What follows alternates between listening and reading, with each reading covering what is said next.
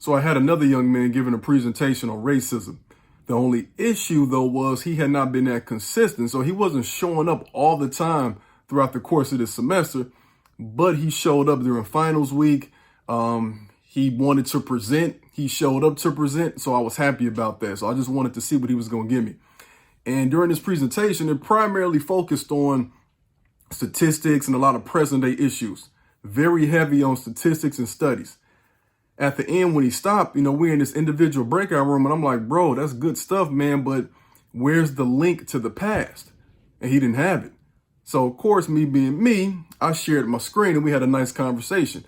I took him through the chronology of racism from the 1600s to the present day. We started talking about John Punch and how John Punch was this black dude who ran away as an indentured servant with two other white folks who were also indentured servants. And when they got caught, in order to stop black and white folks from uniting as people who were at the bottom of this, this economic system, they decided to divide them by giving John Punch life as an indentured servant, making him the first documented lifelong slave in the English colonies. And then you had the two Europeans he was with. They just got extra time, like a few more years. And at the end of their term, they got land. And they were also owning enslaving people and so on and so forth.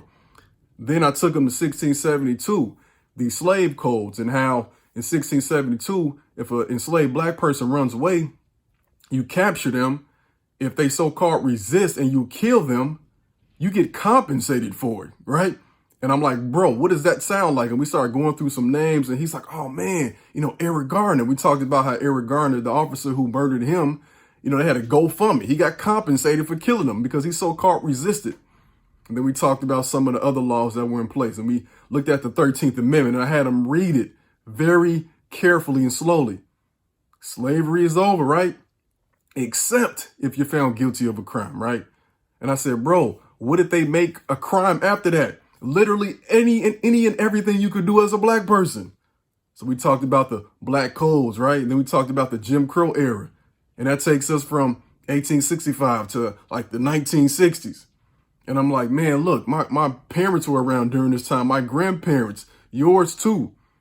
And after this so-called Jim Crow era ends, what happens? Mass incarceration. Then I'm like, yo, have you heard of Rick Ross? He's like, yeah. Well, have you heard of Freeway Ricky Ross? He says, no, of course. We looked him up. And I talked about how mass incarceration started. Then we talked about how we can't even get guns in our neighborhood legally, but we all got them, right? Or in Chicago, you can't buy guns legally, but everybody in the hood got them. And there's a lot of gun violence.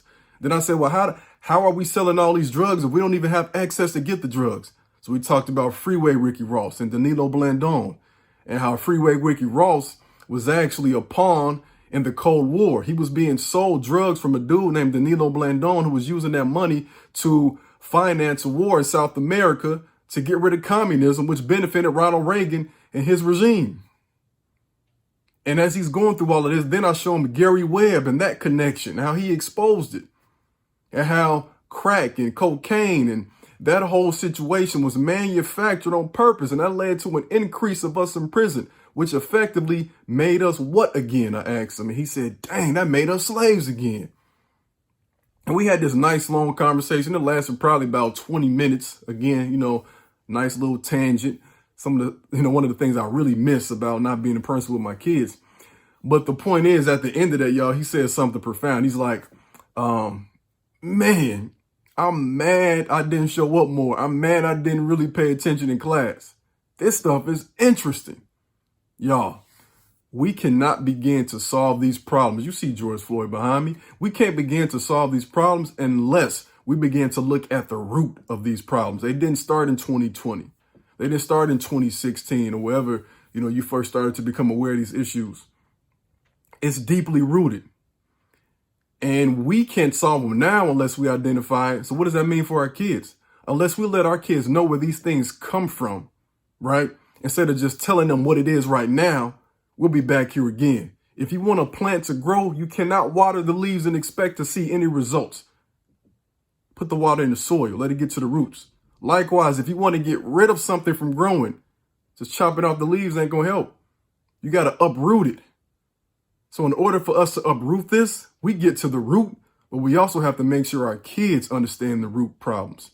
Are you explaining these issues to your kids? Are you doing the research? If we don't do that, we have the same problem again. All right? Black history saved my life, y'all. What's going to save yours?